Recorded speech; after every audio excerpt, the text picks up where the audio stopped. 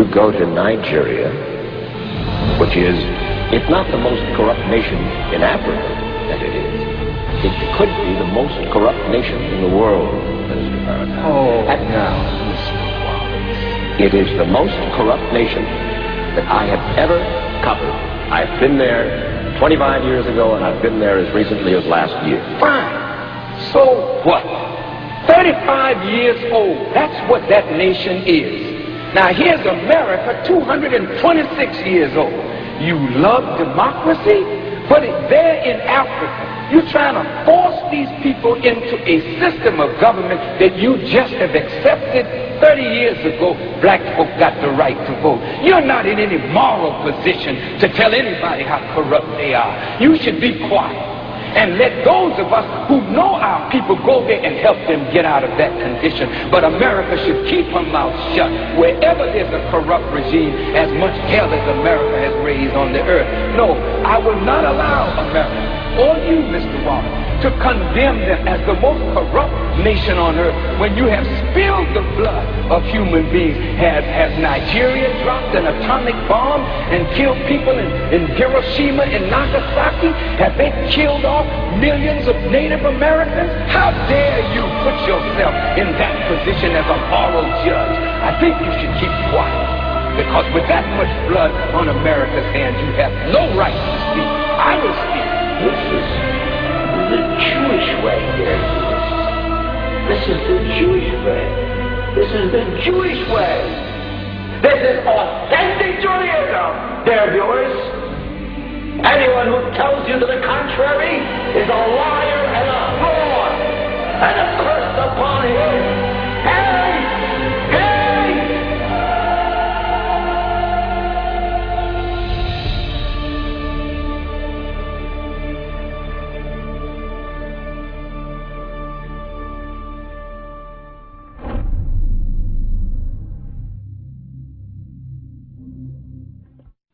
He will accept the bay'ah at the Kaaba and then proclaim himself to be Al-Mahdi. It is only then that you would know that Al-Mahdi is here. So stop asking these foolish questions. Is he born already? Is he in Lebanon? Or maybe in Indonesia? That's foolishness. Al-Mahdi cannot emerge until Israel has become the ruling state in the world. Al-Mahdi cannot emerge until Dajjal has completed his mission. Al-Mahdi cannot emerge until the state of Israel has ruled the world for a day which is like a week. Al-Mahdi cannot emerge until the water has dried in the Sea of Galilee. So stop these foolish questions. He proclaims himself to be the Mahdi. There are going to be eclipses of the sun and the moon that month. But there have been eclipses of the sun and the moon in the past. But after he proclaims himself Al-Mahdi, he's going to be attacked from an army, with an army from Sham. That army comes down to the south, and armies are under the control of governments. And when that army is between Medina and Mecca going down south, the earth is going to open and swallow that army. That is the sign of all signs. Beyond a shadow of a doubt, validating the claim of this man that he is the Mahdi. But Mecca has never been a Shia city. Never. And Mecca will not be a Shia city at that time. And Mecca will not come out to give allegiance to a Shia. And so you have to be living on the moon to believe that the Mahdi is going to be Shia.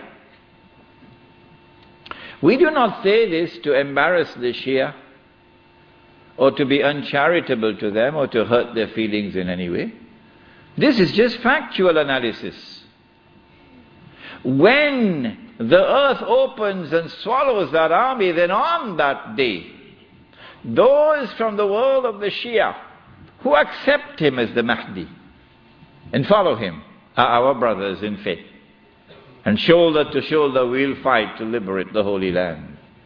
But those from the Shia, and we anticipate that there will be those, who will now reject him as the Mahdi because he is not Shia. You're not our brothers in faith. And you will not fight with us shoulder to shoulder to liberate the Holy Land. When the army is swallowed, then the Mahdi is going to be attacked by another army, and this is now an army of the Quraysh, an army of the Kalb. And remember that armies are under the control of governments. The Mahdi will defeat this army, and when our army is defeated, that is the end of Saudi Arabia. Goodbye to bad rubbish. Goodbye to bad rubbish.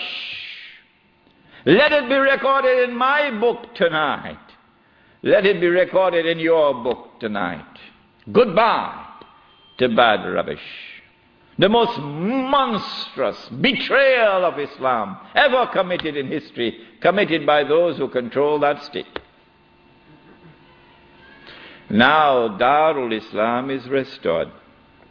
Yeah, this is Islam, not that. And let it be clear that there are so many Salafi Muslims in Saudi Arabia, in prison, because they too are struggling for the same thing that I am struggling, to liberate that land. Let it be clear that there's a man like Sheikh Safar al-Hawali, who is at the forefront intellectually, spiritually, and theoretically, at the forefront. I benefited from his thought. And so do not remain with this sectarian conflict and describe that masjid, Salafi masjid, this one Sunni masjid, this one Indonesian masjid, that one Malay masjid. I thought the masjid was the house of Allah. Has it changed? When Darul Islam is restored in the Arabian Peninsula, this is now the most dangerous and potent of all threats to the state of Israel.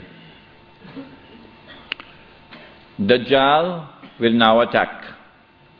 He's now in a day which is like our day. And so we see him, a Jew, a young man, powerful, built, curly hair. But I'm not saying anything about his eyes because you understand the hadith about the eyes now. The Prophet ﷺ pointed his hands to the east 20 times. And he said he's going to come from the east.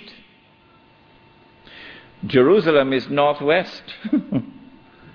When Israel attacked Jamal Abdel Nasser, although Israel is to the east of Egypt, Israel attacked from the west and destroyed the Egyptian Air Force on the ground in the 6-day war. Similarly, Dajjal is not going to attack from the northwest.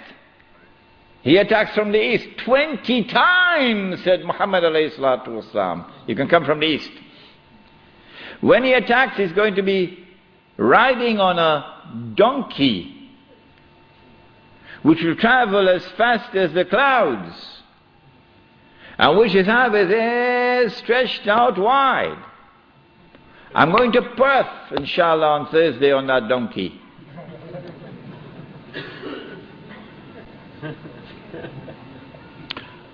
And so we're talking about fighter aircraft. And east of Medina and Mecca is the Saudi Air Force Base, which is now also an American Air Force Base in Dhahran.